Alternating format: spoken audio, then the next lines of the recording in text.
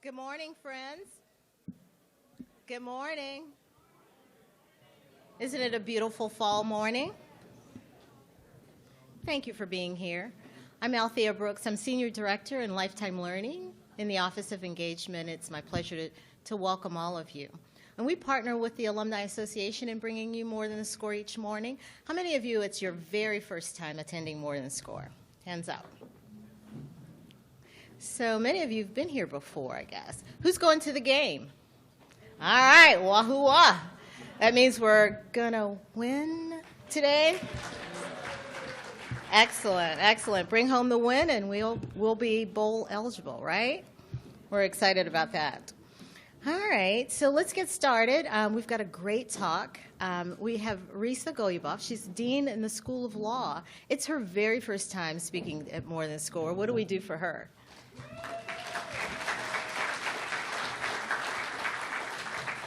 I love the fans that know what to do. I love it. I love it. I love it. We have special guests in the audience. Not that all of you aren't special, but we have some really, really special guests that's learning from us this week from the Citadel, the Military College of South Carolina. We have Thomas Clark. He's a colonel, former colonel. And we also have Ted Finning. He's also from the Citadel. And they're putting together a program very similar to our More Than the Score. So they're learning from us today. So welcome, guys. We're glad that you're here. And they're sitting with very special friends of ours from Virginia Commonwealth University, Doug Knapp and Pat and his lovely wife, and George Casper. So thank you, guys, for welcoming our guests and telling them all about More Than the Score. Before we begin, a few things. Your phones, you know what to do with your phones. Go ahead and silence the ringer, turn it down a bit, and enjoy the talk. We also passed out those great orange feedback cards. If you'll take a moment and give us your comment, your feedback, we'd love to have those so that we can plan next year. We're already thinking about next year. It's More Than a Score season, so thank you for that. Let's see, what else? We have two books we'll be drawing at the end.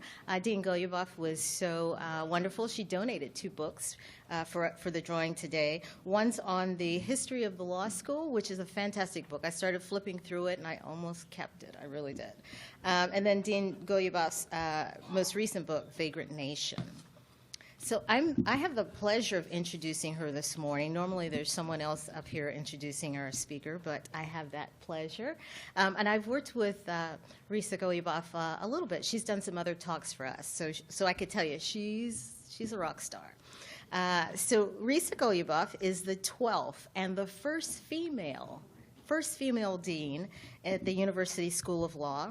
She is a nationally and renowned legal historian whose scholarship and teaching focuses on American constitutional and civil rights law, and especially their historical development in the 20th century. Dean Golyubov is an award-winning author. She's authored two books, The Lost Promise of Civil Rights and Vagrant Nation. She's also co-edited a civil rights story. She co-edited Civil Rights Stories. So multiple stories. And she has numerous other short works. Dean Golyubov has been quoted and cited by the New York Times, The Atlantic, and many other publications. She's appeared on PBS documentaries and other popular radio broadcasts. Her commentaries frequently appear in Slate. Dean Golyubov has received a number of teaching awards, the law school's Carl McFarland Award for Excellence in Faculty Scholarship, the University of Virginia's All-University Teaching Award, and the Office of Engagement's Above and Beyond Faculty Speaker Award. She was named a Distinguished Lecturer by the Organization of American Historians. I can say, I tell you, she's a rock star. Dean Golyubov is also affiliated as a scholar at the Miller Center. Any of you have attended talks at the Miller Center? They're a great organization here at UVA. She's a faculty affiliate at the Carter G. Woodson Institute for African American and African Studies. And from 2011 to 2016, she directed the university's JD MA in History program. Dean Golyubov has served as a visiting professor at Columbia, at Chicago, and at New York University's Law School. Prior to joining the law school here at UVA in 2002, the dean clerked for the U.S. Court of Appeals and for the Second Circuit appeals as well, and for Justice Stephen Breyer of the U.S. Supreme Court. She's also served as a Fulbright scholar to South Africa. Dean Goyeboff will also be participating at a panel later, in early November, November 1st. We had some flyers on your table. She'll be moderating that. We hope that you will join us on November 1st for that great reception and panel discussion. So please help me welcome Dean Goyeboff as our speaker for More Than a Score this morning. We're so glad to have you as well.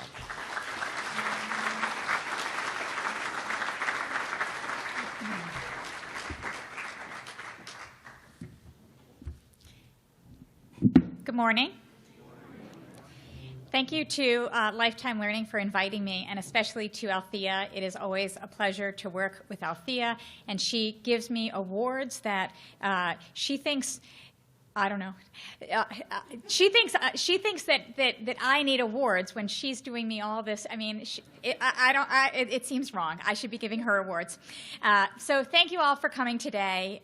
It's homecoming, and there's a football game, and it's beautiful outside, and it is a joyous day. And you all have chosen to be here for the next hour, talking about very serious matters. And I'm glad to see you here, and glad that we're going to have this conversation.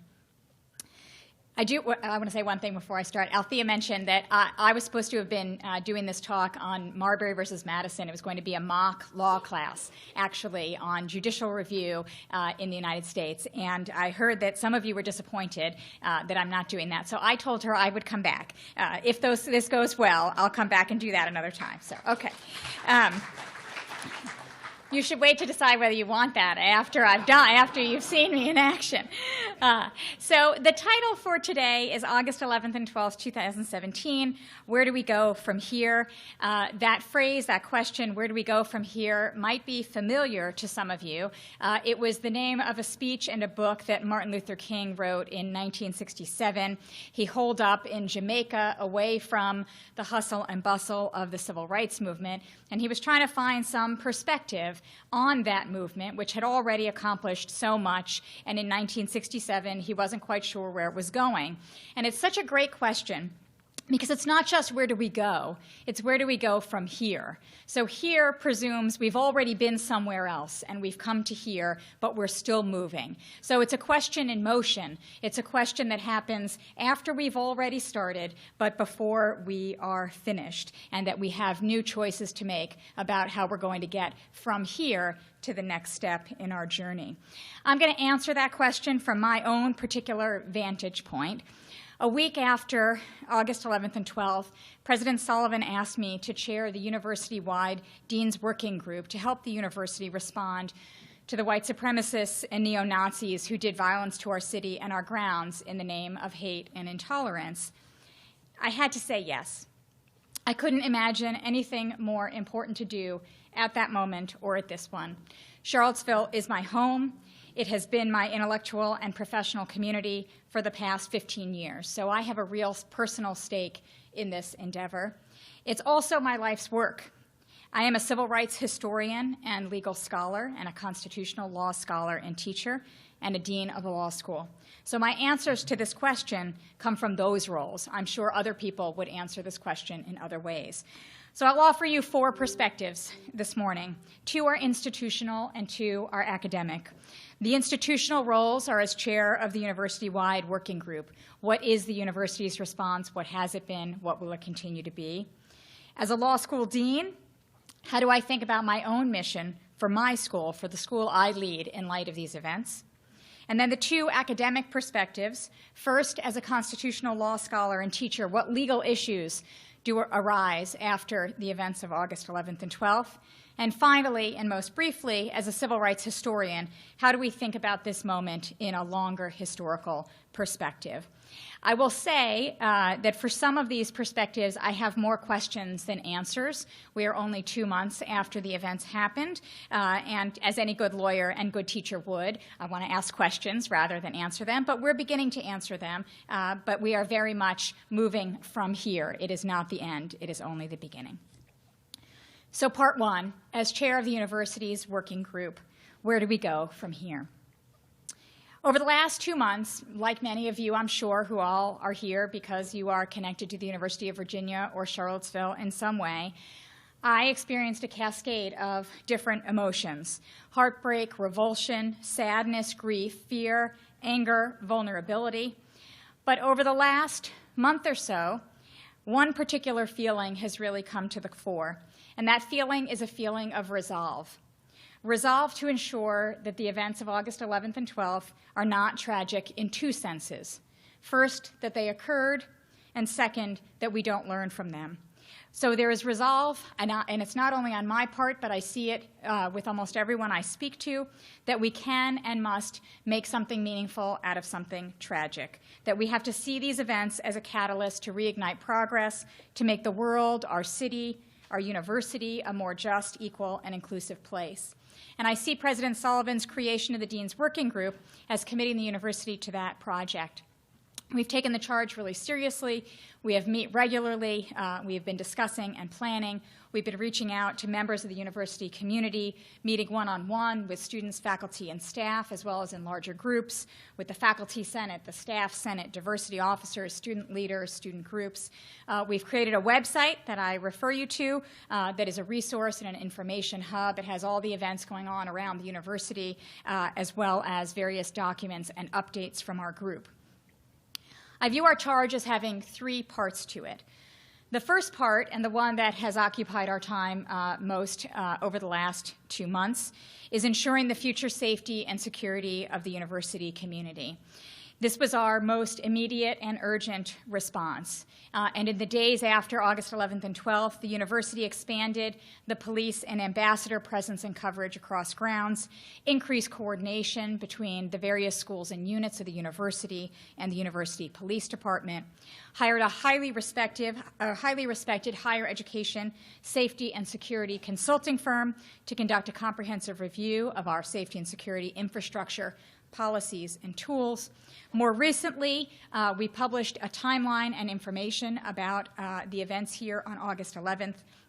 And most significantly, we issued a report identifying what we saw as the most important lessons to be learned from August 11th and how the university can make improvements to the future, in particular thinking about necessary policy changes. So there were 3 policy changes that we recommended. I'm happy to say the university, with the Board of Visitors' approval, has already adopted 2 of the most important.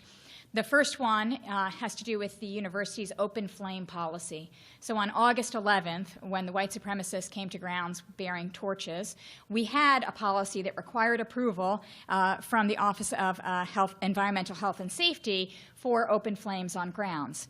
But there was no process by which the Office of Environmental Health and Safety provided information about approvals to the University Police Department. And the University Police Department was not specifically authorized to enforce those approvals. That has been changed. It is now the case that any approvals that are given will be communicated to the University Police Department, and the University Police Department is specifically authorized to enforce those rules. And so the Board of Visitors has approved that policy. In addition, the lawn, the Academical Village, has been designated a facility under the university's guidelines, which allows the university to prohibit weapons on the lawn. The third policy recommendation that we made is still in progress and moving forward, and that's because it's, I think, more complicated. It's consideration of whether the university should put in place more robust time, place, and manner policies that would simultaneously protect robust, nonviolent, free speech on grounds, and also better equip our law enforcement officers with the tools they need to respond to violence and threats. This is something that the law faculty, I have asked the law faculty to look into. They are working with the General Counsel's office and the university about what those policies should look like. As I think we all know, true engagement and dialogue, and I'll talk about this more in a little bit, are at the core of what it means to be a university. And freedom of expression requires concerted effort, it requires active support, and we all have to recommit to that. And at the same time, we have to make sure that we have appropriate tools to respond respond when what we are faced with is not speech, but something beyond speech. So, as I said, when I get to my academic part as opposed to the institutional part, I'll talk more about what I see as the implications for speech. But right now, the university is in the process of developing policies that can simultaneously balance the need for free speech and the need for protection of our community and our grounds. So the first part of our charge, safety and security, that's what we've mostly been working on thus far. The second part of our charge is to look inward, is to lead by example our culture and our practice of introspection and self-examination about the university's own climate, culture, and environment. These events remind us that despite the university's longstanding, ongoing, and deeply sincere commitment to diversity, humanity, equality, mutual respect, and dialogue across difference, not everyone in our community feels equally welcome here or feels an equal sense of belonging and ownership. And we want to ensure that each and every person feels equal certainty that they are entitled to be here and that each and every one of them helps make us, each and every one of you, helps make us who we are. So as much as it's a university's place to challenge our students, to challenge our faculty and staff intellectually, we also want to make sure to nourish them personally so that this is an environment in which they can be challenged intellectually. And being our best selves and living our value is not a resolution that we make at one day, at one time. It's a resolution we have to commit to every day. And in a world that changes in fits and starts, I see this moment as one of those starts. So the working group has been hearing from members of our community about how to do that. We will be issuing a climate survey so that we can hear more from our community about how they feel, and we will begin turning to those questions and their answers. There's already been an enormous outpouring of programmatic response to these kinds of questions of our climate, our culture, and our environment. This is a grassroots outpouring from students, from faculty, from staff. If you go to our website, you will see all of the programming that has been happening, all of the conversations, the town halls, the roundtable discussions, which are all in aspiration to this goal of making sure that everyone feels heard and feels a part of this community. But that is still at the beginning. And then the third and final part of our charge is to think not only about how we live our values, but how we prosecute our mission. So this moment calls us to lead as well by putting our resources, our considerable scholarly and pedagogical resources, our talents, our expertise, toward better understanding of the events of August 11th and August 12th, their larger implications, how they are situated in our national life and our society. We do that by making ourselves better scholars and better teachers, and by surrounding the many different issues that were raised by those events. Issues of race, religion, ethnicity and nationality, issues of gender and sexuality, of pluralism and tolerance, of difference and ability, of politics and civic engagement, of social justice and economic opportunity, of speech and violence. I could go on, but I'll stop there. That's enough things.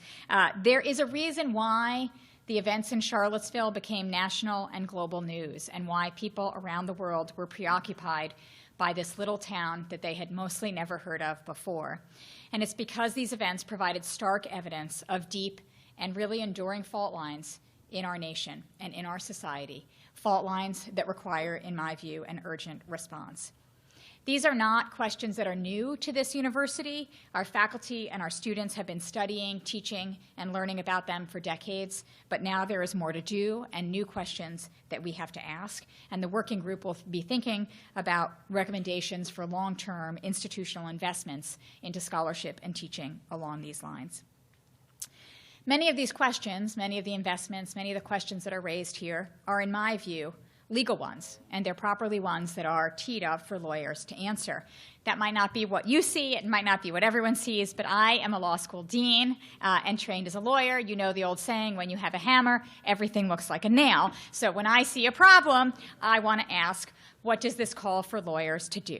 Okay, so institutional answer number one, the Dean's Working Group. Institutional answer number two is my vantage point as a law school dean. So I want to take a moment to talk to you why I see lawyers as important to this response, and not just to this response, but more globally to society. So my scholarship, the book's over here that I'm happy to sign for you afterwards if you like. My scholarship for the last 20 years has emphasized the power and importance of lawyers to society. I've written these two books along these lines. The first book is about civil rights in the 1940s. And the argument was really that by the time Brown versus Board of Education gets to the Supreme Court in 1954, the lawyers have already made most of the important decisions about what constitutional civil rights would look like and whether, when and if they were protected. That's not to say the court was not important. Obviously it was. And it was most important in deciding whether civil rights would be protected. But the contours of those rights had already been determined in large part by the clients and their lawyers. The second book is about civil rights, civil liberties, and policing in the 1960s. And in that book, I detail how it was only after lawyers recognized constitutional problems that had long been invisible in policing, and they articulated why those were problems, that courts, that legislatures, that the public came to agree and see those as problems. And lawyers were the key actors in identifying and articulating how those problems were legal problems. So the lesson of both books is the importance of lawyers. Lawyers are the key figures in the creation and maintenance of law and the rule of law. They are translators, mediators, and gatekeepers between the harms experienced by everyday people in the world and the working of changes in the law. And I'll tell you, I came to these conclusions long before I took the helm of an institution that trained lawyers, right? I was a law professor, but I was not yet a dean. I've been dean for about a year and a few months. So now that I'm at the helm, I think a lot about what lessons I can take from my scholarship for my institutional role and for thinking about what we do in law schools today and how we educate the lawyers of the future. I see these lessons of having particular urgency and application in the wake of August 11th and 12th. So there are three. You'll notice threes are a big thing for me. First, the law is not a constant, external, foreign thing that exists in some vacuum out there. The law is made, it is not found, and it is made by lawyers who, in representing clients, create the legal rules that will govern not just their particular cases, but future cases and litigants as well. And that means that lawyers have obligations not only to their private clients, but also to the public.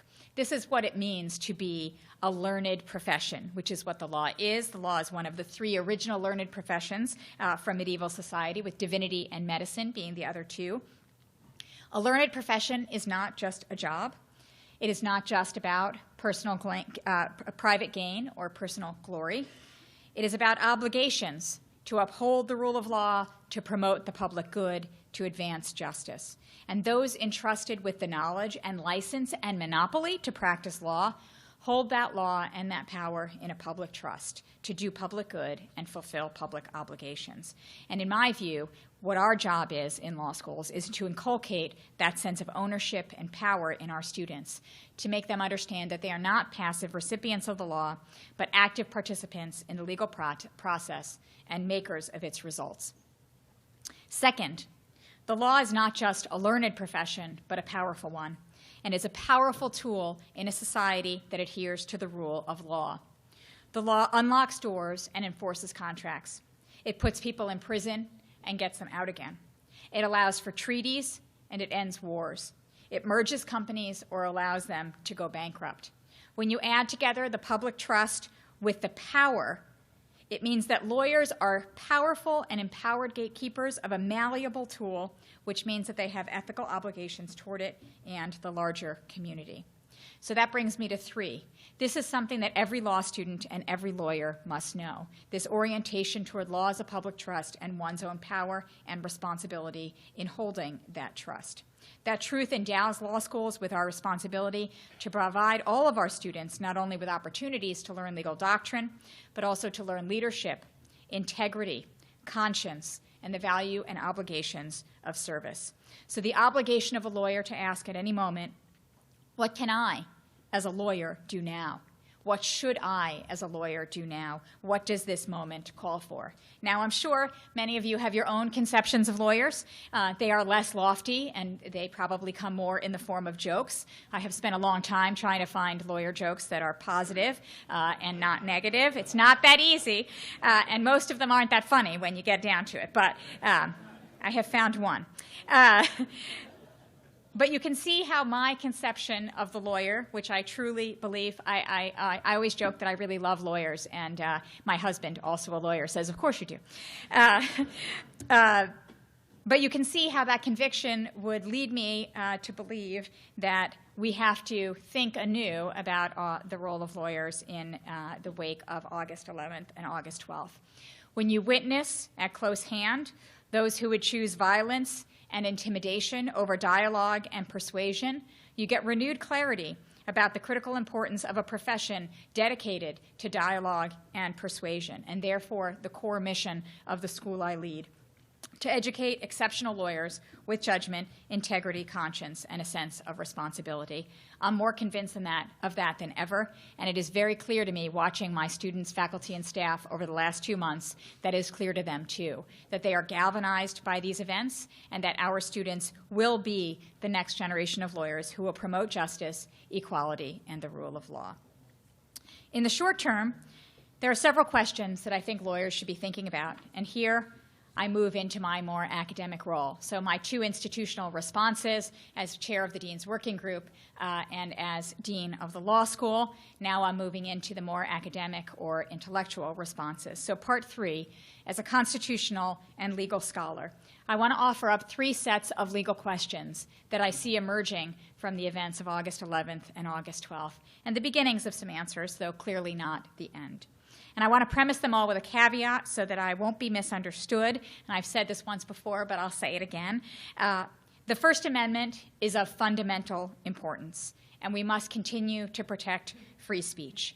Much of what we saw in Charlottesville on August 11th and 12th was not speech. It was violence cloaked under the premise of speech. So I want to think about the relationships between speech and violence, but I want to make sure that we don't mistakenly protect violence that presents itself in the guise of free speech. So my first question, how should we think about the First Amendment and the Second Amendment? The First Amendment is the one that protects free speech, and the Second Amendment is the one that protects a right to bear arms. Our constitutional free speech doctrine has been in existence for almost a century now. There are always questions, there are always confusions, but we know the basic contours of the kind of speech we're talking about. In a public forum, one must allow for free speech.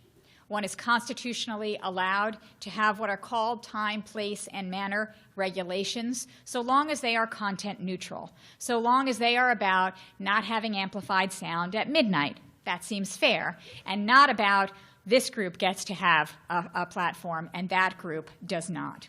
So our speech protections are fairly stable, if still always have open questions. On the other hand, the constitutional protection of the individual right to bear arms for self-defense is less than a decade old.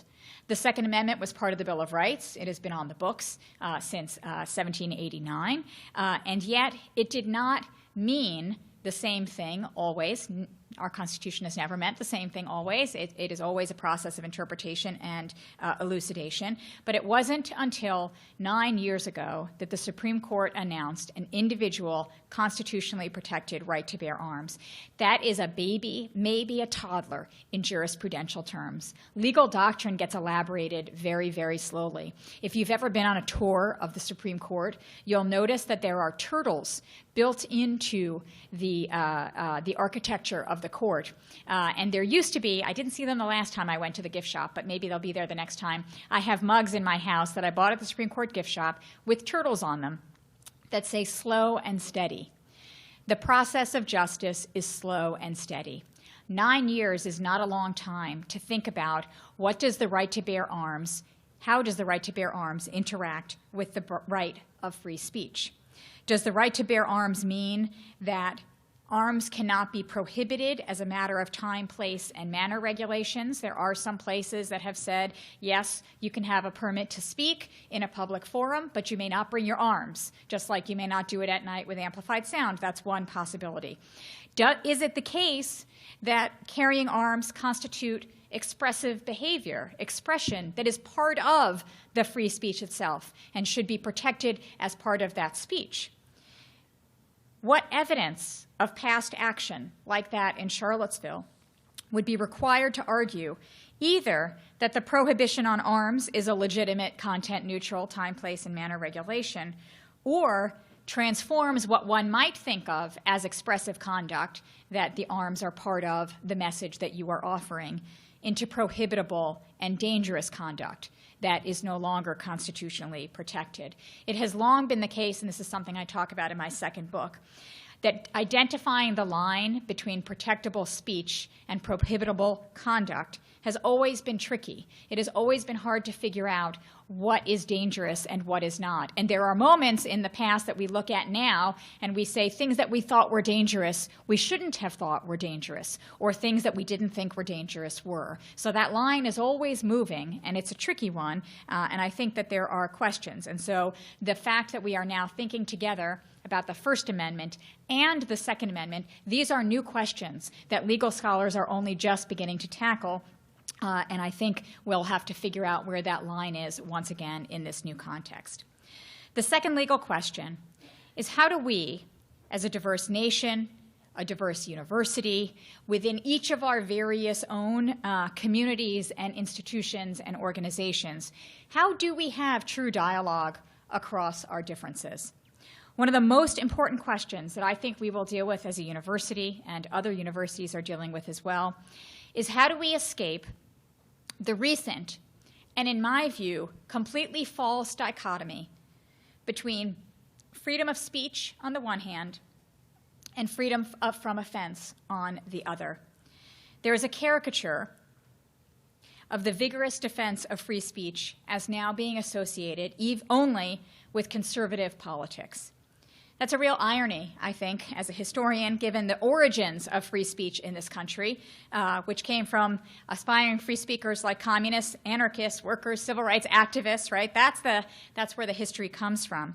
So there is, pitted against this caricature that free speech only belongs to conservatives, there's pitted against this the caricature of liberals unwilling to hear that with which they disagree. And in my view, both sides of this dichotomy are overdrawn, and the dichotomy is false. To insist on free speech does not mean that one has to trample on the humanity of others. And to insist on mutual respect does not mean that one has to stifle free speech. In part, and I say this as a lawyer, in part, our efforts to navigate these questions actually requires acknowledging the limits of free speech law, the limits of the law. The entitlement to free speech, the legal entitlement to free speech, is crucial, but the law cannot and does not answer every question. Having a right to do something does not tell us when we might prudently decide not to exercise it to its fullest, when other values might shape how we exercise that right, and where. I'm thinking about something like free speech law as opposed to a free speech ethics or free speech norms. I'm not talking about free speech codes that tell people that they can't do anything or regulations that come from above. I'm talking about exercising rights within a community, about the relationship between law and social norms, about people who interact with one another, for ultimately it is people who exercise rights. And what is allowed by law and what is expected of a member of a community are not always the same thing. So the example that I think about is many of us, I think, probably here are parents in this room. I have 2 children, and we bring our child to the park, and our child brings a toy to the sandbox. Our child owns that toy. We own that toy. We have complete property ownership over that toy. We have dominion over that toy. We will take that toy and bring it home. And yet I guarantee you, every one of us in this room, when our child goes into the sandbox, what do we say? Share the toy. Don't be mean. Share the toy. It's your toy. You own the toy. You have the right to stand on your rights of ownership of that toy. But don't do it that way, right? You're going to take it home. It's still going to be your toy, but share it. So I think about that all the time. I think about that in the context of the university and in the context of the law school. And I think that this university and my law school are ideally situated to how to move past this dichotomy because of the values I talked about earlier, values that we live every day, values that are fundamentally opposed to hate, violence, and exclusion. At our core, we are committed to those values, and we are committed to being a real community. And when you're in a real community, you don't say hateful, mean, intimidating, threatening things to one another. That doesn't mean you always agree. In fact, we don't always agree. And one of the beautiful things about this university and my law school is the real and true diversity of opinion across the political and ideological spectrum. That is something to be celebrated, and when you see it in combination with commitment to a real community, that's how you have dialogue. We can all imagine homogeneous communities where everyone agrees and it's all hunky-dory. And we all know of communities of real ideological pluralism and political pluralism that are balkanized and fractious. But when you combine a commitment to support and belonging and community with real ideological diversity and pluralism, you get true dialogue. And that is what I think we do here at the University of Virginia when we are at our best. It is what we aspire to do every day, and I think we can really lead this country in thinking about those questions and showing how to do that. So as I say, it doesn't mean that we always agree. It doesn't mean that we don't hear things that challenge our views or make us uncomfortable. It doesn't mean that it's always easy to speak in these registers or always easy to hear what we don't necessarily agree with. But we do routinely, always, we tailor our speech, our behavior for the context in which we offer it. On the most mundane levels, you bump into someone and you say, "Excuse me," right? When these issues go to the core of our identities, our personhood, our deepest values and beliefs, we must do the same. So I think UVA Law School and UVA as a university are the leaders on these questions. We test ideas. We teach our students critical thinking. We are all about persuasion and argument and listening and speaking. And ultimately, I think we can provide a model not only within our community, but for the nation as a whole. My third and final legal question is, what new light do these events shed on current legal doctrine requiring race and racial inequality? This raises questions about our constitutional equal protection doctrine that has arisen over the last several decades. So the 14th Amendment of the Constitution declares that no person shall be denied the equal protection of the laws. And over the last number of decades, we have come to have the belief as a society, and this belief has been reflected in the law, that the civil rights movement had largely ended overt white supremacy, that all Americans were now largely on an equal playing field and agreed in the basic humanity and equality of all. It's not that we were finished. It's not that everything was done, but at least the legal work seemed to a lot of people to be done. There was no longer legal segregation. We had tried to eliminate and had succeeded in eliminating legal discrimination. So what remained to be done was beyond the ken of the law. I'm not sure everyone agreed with that then, but it was certainly a dominant view. But I think after the events of August 11th and 12th, I think there's been a challenge to that view. There's long been, in the legal doctrine, a tension between what is called anti-discrimination doctrine and anti-subordination ideas. So anti-discrimination says the government should not think or talk about race or intervene in race at all. The government should be neutral. And anti-subordination doctrine says the world is not neutral. And if the government remains neutral in an unequal world, it is perpetuating inequality. The anti-discrimination doctrine has been the one that has been more dominant for the last several decades. And I think there's a question now about what kinds of steps the government needs to take to intervene. Are there new steps that should be taken in light of the newly apparent severity of the threat to real equality?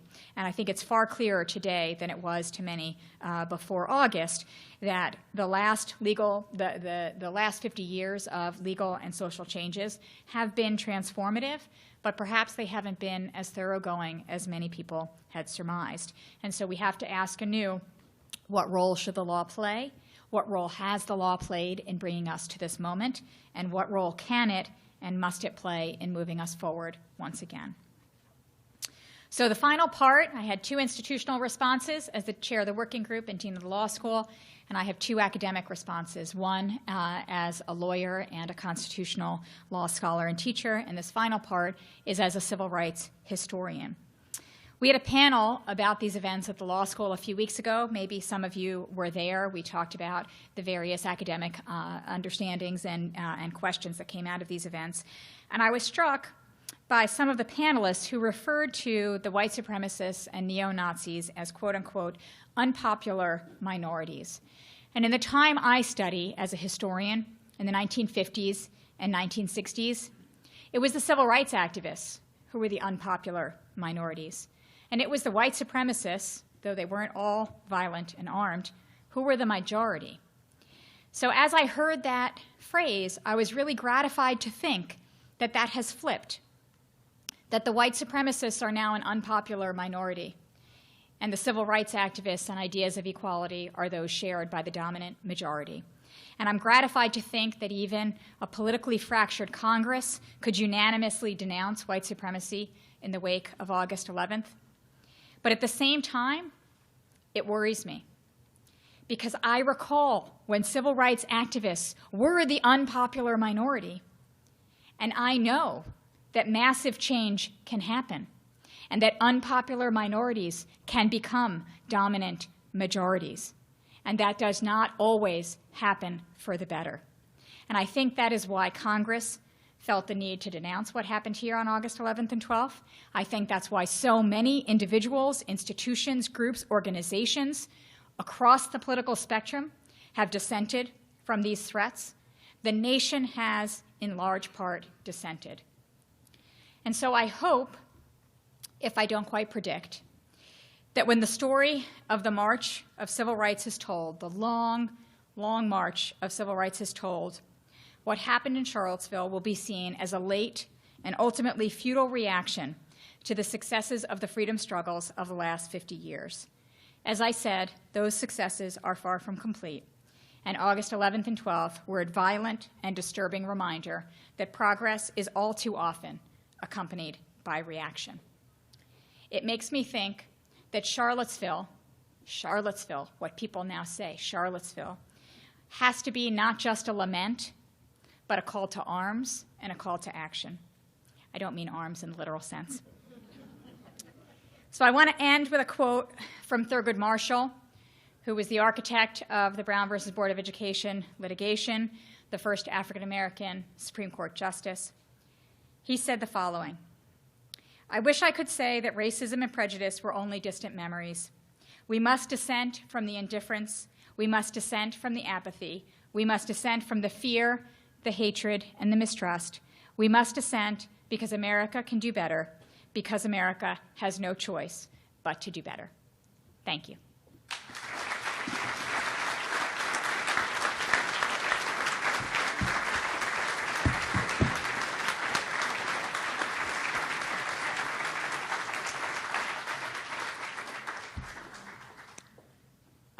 I'm questioning the legal aspect during those days, 8/11 and 8/12, because I felt that there could have been actions before that. There were preparations, in other words, where we could have navigated where people rallied. And I felt like there was no legal stance on that. And I just want to know if, in the future, and we have people that come in and say they want to rally with guns or whatever, isn't there a way to like contain it? Like put it at U-Haul and say, okay, have a rally there. Invite your friends. And I feel like in Charlottesville there is no place for that.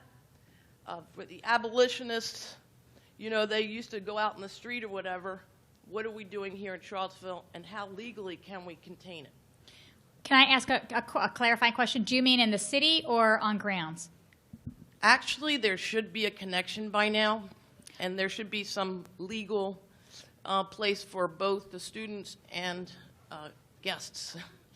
So I mean, the university makes the policies for the university grounds, and the city makes the policies for the city. So it's not. I agree that collaboration is important between the city and the university, but they are different entities making different rules. So in the city, I can speak briefly to that, but I'll talk more about the university. The city does have a permitting process that was used for Emancipation Park. The city then did try to move it.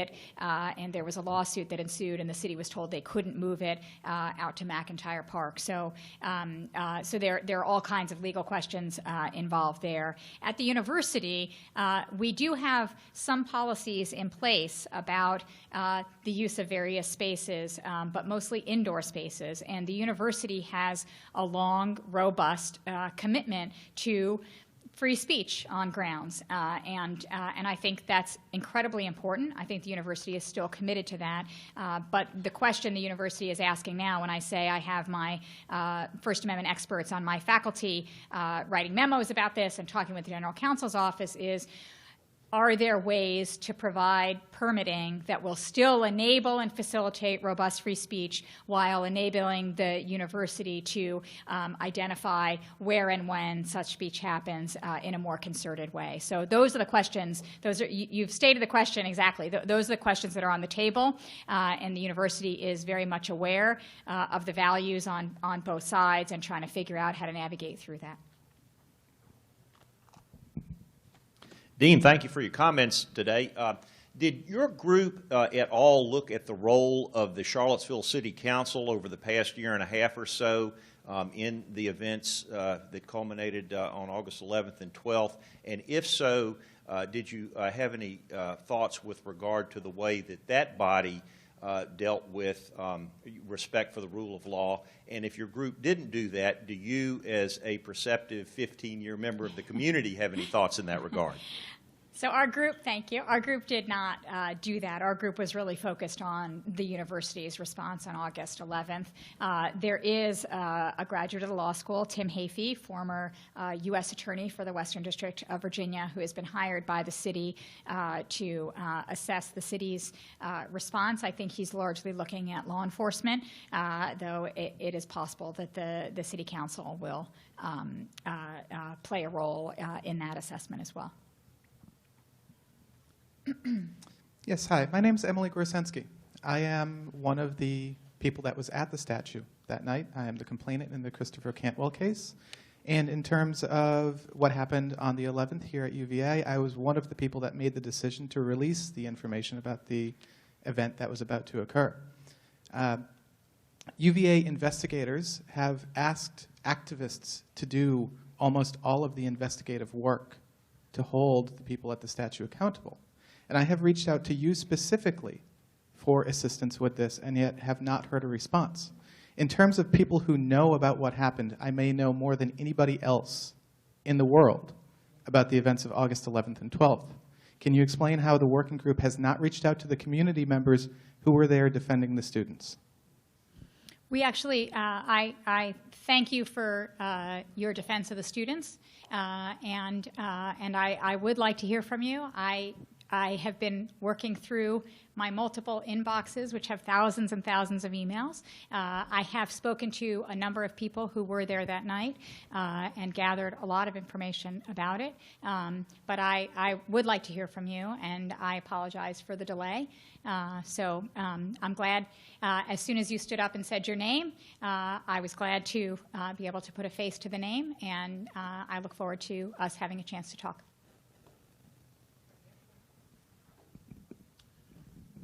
So, excuse me. So clearly the events of the 11th and 12th were deplorable, but is the charge of your group to also ensure that people who have statements to make that are even invited by the university to come on campus are allowed their ability to speak their mind without being interrupted or shouted down by students in the community? So when you think about free speech, right, and the kinds of free speech rules we're creating, they will, there are a number of different aspects to it, but there are free speech concerns not only about the kind of event that happened on August 11th, but the invitation of speakers like we just saw at the University of Florida, for example, with Richard Spencer. That's what I imagine you have in mind. So the experts that I have asked to write about this are thinking about that as well, and the university is definitely thinking about that as well. It is the university's commitment to free speech that people should be allowed to speak and people should be allowed to listen to them. So figuring out how to make that happen in practice, that's what universities all over the country are trying to do, and that is very much a priority for us. Thank you. You've made me think about the First Amendment rights. And I was wondering to what extent the First Amendment prevents us from having any kind of legal protection from distortion of truth when it's intended to harm. So the First Amendment itself, I would say, does not. The First Amendment is premised on the idea. There are a number of different kind of animating principles that people have described. Well, let me step back from that. I think as a general matter, the answer would be no. The First Amendment, one of the main ideas that is used to describe the First Amendment is that we are a marketplace of ideas, right? And the response to false speech or bad speech or hateful speech is more speech. And, there are competing ideas of the First Amendment. There are ideas of the First Amendment that the reason we have free speech is to enhance our democracy and to make our democracy possible. There may be, if you follow that line of thought, it's not something I've thought about a lot, but there may be, if you follow that line of thought, justifications if you really think that speech is about democracy. False speech isn't going to enhance democracy, and so maybe you get to a place. But I think for the most part, I would say, and this is just off the top of my head, this is not a sustained thoughts that I've been thinking about, but I think one would say it's not a matter necessarily of the First Amendment whether false speech how to handle the problem of false speech. I would say it's probably a problem that comes out extra legally through politics, through the speech itself. But I will think more about the question of whether you're animated by democratic dialogue, then maybe there isn't a place for false speech. But as a general matter, that wouldn't be the case. Hi, thanks very much for your remarks and perspectives. One of the things that I haven't heard as much about that I thought maybe deserves a little more airing is about the presence and participation of militias on the 12th. And what are your kind of legal, I guess, and broader perspectives about what the parameters are around militia organizations in this kind of event?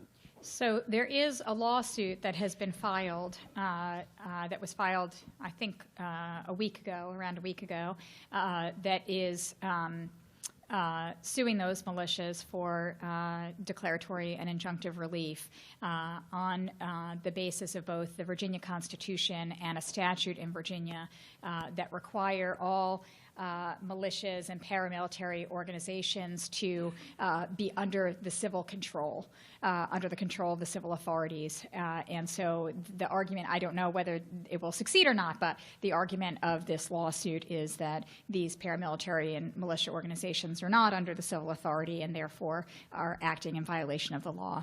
It just got filed. I don't know where it will lead, what courts will do with it, but there are certainly some lawyers out there who do think that that's something that poses a real legal and constitutional problem. We've got time for one last question.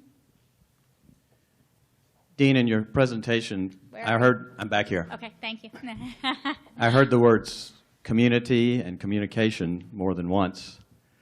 I believe that in the current technological world in which most of us live, that those concepts are going to be harder and harder to come by because everyone's going down their own little rabbit hole on their own little device and not seeking out other voices. Mm-hmm. I was very interested in the report that was in the Times-Dispatch about the rally in Richmond recently, which did not explode because there was such a huge police presence. I felt like it for the only time in my life that I was living in a police state as I traveled down Monument Avenue. I believe that the easier it is to communicate, the harder it is to communicate. I'm wondering, how can we have these dialogues, these communication experiences, if everyone is down their little rabbit hole? I like that. I like that line. The easier it is to communicate, the harder it is to communicate. That's a good line. At the law school, there's a new organization. It is a student and faculty combined organization, and it's called Common Law Grounds. And on Friday, we had a conference on exactly this question. It was called Of Bubbles and Biases, and it was all about democratic dialogue. And they invited in journalists from across the political spectrum to speak to the audience and to one another, as well as experts on the media. But there are two parts of the day that I actually think are the most important. One was they broke up into tables and groups, and they each read accounts of the same incident in different media forms from different media sources, and then they had conversations about what they learned, about what the facts were, right? Because one of the questions, and this goes to the prior question as well, how do you have common dialogue when you don't even share the same facts, right? Because we're all so balkanized in social media that we get facts that confirm only what we believe. So this was an attempt to actually experience what it would be like to have conversations when your sources are coming from different places. And then they have created a challenge that they are hoping will go viral. So here's your opportunity to do something about this, which is a challenge to read a media source. And I can't remember if it's once a day or once a week. I'm going to go with once a week. To read a media source that is not your usual media sources, right? And then to talk to people about it. So I don't say this is going to fix everything, but I do think one of the things about technology is new problems arise before we recognize what they are, right? And so technology always produces new benefits and new problems, as your pithy statement shows. And this is one that we are now aware of, and we're hyper aware of, that in an age where there is information all over the place, where every individual gets to curate the information that he or she or they receive, that all of a sudden, we are in a place where people are living in bubbles with their biases, and it's very hard to communicate, both because of the facts that we get and because we are not in interpersonal communication with one another. And so I think this is a moment, I'm sure if a media studies person were standing here instead of me, that would be the question that they asked for this talk, right? And I think we are in that moment, and we are recognizing the nature of this problem. We've had technological leaps before that led to major conflicts, and we figured out how to get past them. So I'm always an optimist. I think we will learn from this as well. But I think it does take concerted efforts on all of our parts to have interactions, to have dialogue, to talk to people who don't agree with us, to create institutions like Common Law Grounds that will enable us to do so. Thank you.